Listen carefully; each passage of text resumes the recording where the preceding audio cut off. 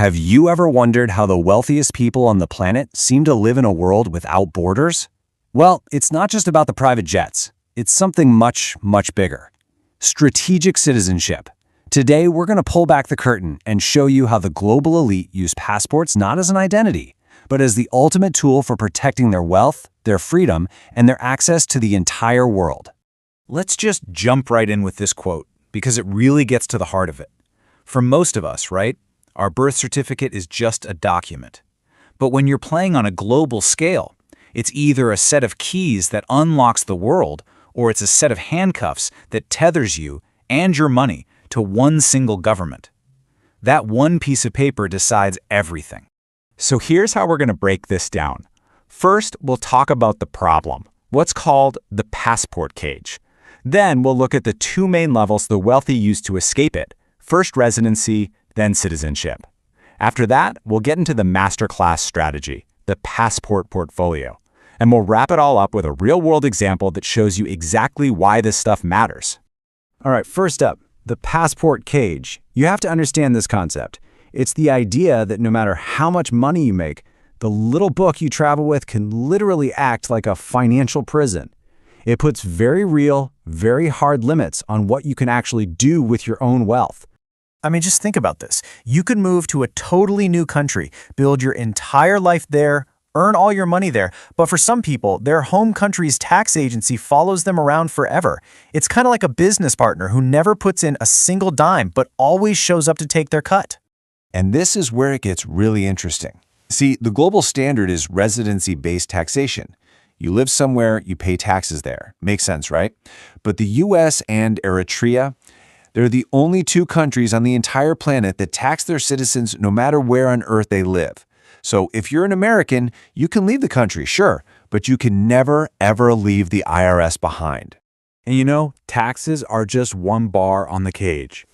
For an entrepreneur holding, say, an Indian or a Chinese passport, just getting to big business hubs like London or New York means a never-ending, complicated battle with visas.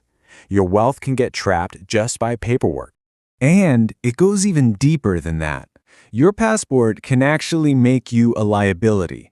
If you're from a country that's perceived as high risk, think Nigeria or Brazil, global banks might just automatically treat you with suspicion.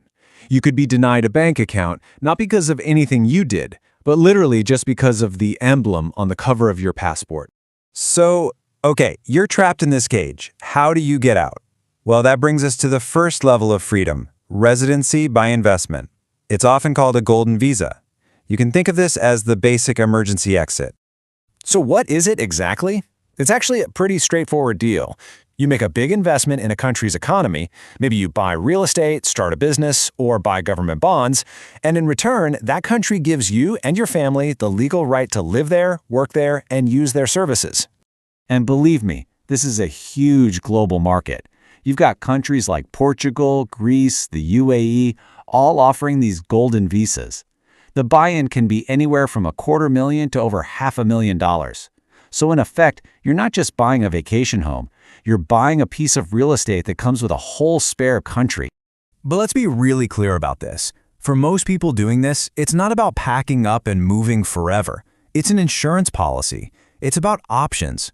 If things at home suddenly get politically unstable or even dangerous, you don't have to panic. You already have a legal, pre-approved place to go where you can just continue your life and your business without missing a beat.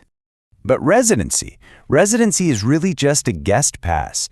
It doesn't solve the core problem of who legally owns your future.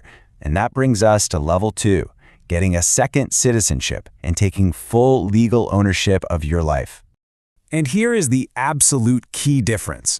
Residency gives you a new address, yeah, but you're still a guest. Your home country can often still tax you, still control your assets. Citizenship, on the other hand, that's like getting the owner's manual. You become a legal owner in a totally new jurisdiction, and that fundamentally shifts control away from your original government. And this is where countries are literally, openly selling what is essentially a super powerful legal tool. With citizenship by investment, you can contribute to a national development fund or maybe an approved real estate project, and in return, you legally get a brand new passport. So what does this new passport actually do for you?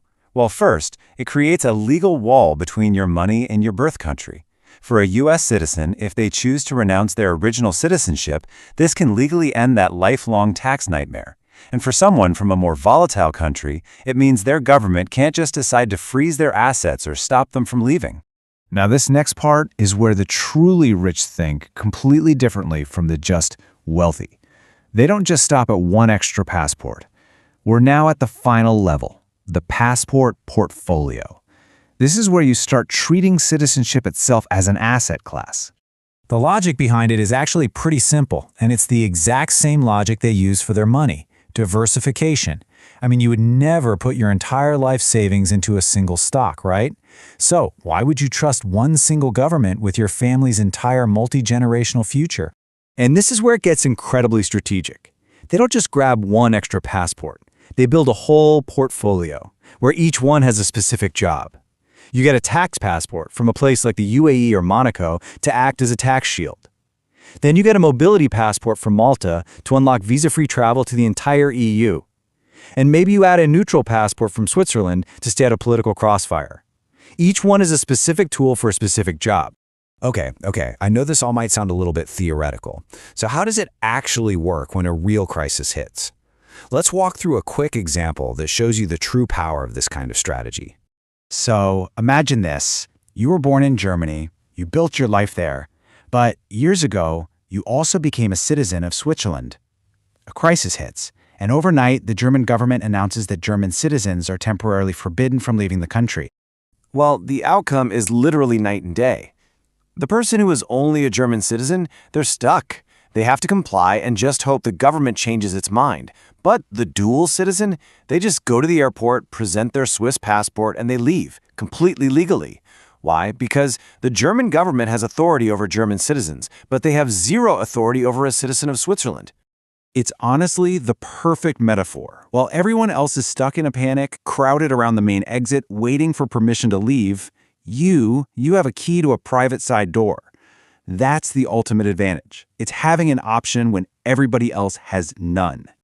So here's the ultimate takeaway from all of this. For the global elite, a passport has nothing to do with patriotism or identity. It's a piece of strategic infrastructure, like a bridge or a pipeline, and it's meticulously designed to protect their assets, their family, and their freedom, not just for their own lifetime, but for generations to come. And that brings us to one last really powerful question to think about. For almost every single person on this planet, our passport is an accident of birth. It's something we were given. But the world's wealthiest people, they've completely reframed the issue, and they've answered a very different question. Shouldn't it be something you choose?